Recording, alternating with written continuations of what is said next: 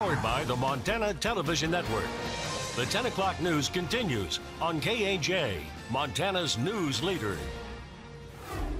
The nation's governors had the president's ear on gun violence during a meeting today, which comes on the heels of the deadly Florida high school shooting.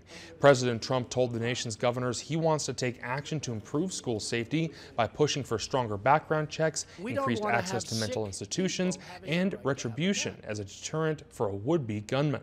The president is also advocating the idea of arming teachers. Montana Governor Steve Bullock told the president about his experience of his own nephew being a victim of gun violence and warns if school personnel are armed, they need to have extensive training and be prepared under pressure.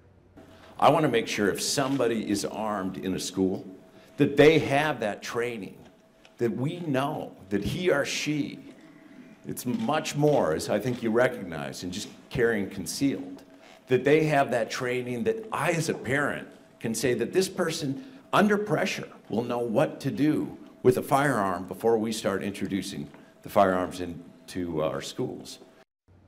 And the governor's meeting with the president also touched on the topics of shared state-federal priorities, including infrastructure, workforce development, and the opioid epidemic.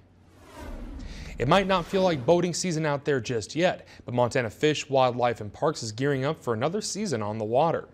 After mussels were detected in 2016 in both the Tiber and Canyon Ferry reservoirs, FWP opened more than 20 watercraft inspection stations across the state. Last season, over 86,000 watercraft were inspected and no signs of mussels were found. FWP Aquatic Invasive Species Bureau Chief Thomas Wolf explains these stations will be open for at least 2 more seasons, and Wolf says the standard is to inspect for 5 years, but for Canyon Ferry the standard is 3 years since the mussels were detected just once. Wolf adds it's possible to not find more mussels, but it is critical to keep testing. We sampled the heck out of water bodies in Montana last year. We're going to continue that this next season. Hopefully we never see them again in Tiber Reservoir. That's happened in other places in the West where they've had detections and then they don't see them again. We're prepared either way though. And FWP will begin opening watercraft inspection stations at the end of March and continue through Memorial Day weekend. Coming up, parents of disabled kids and their advocates implored the governor to stop at least some of the cuts to services they use, saying they don't believe they're necessary. See the response next on KAJ.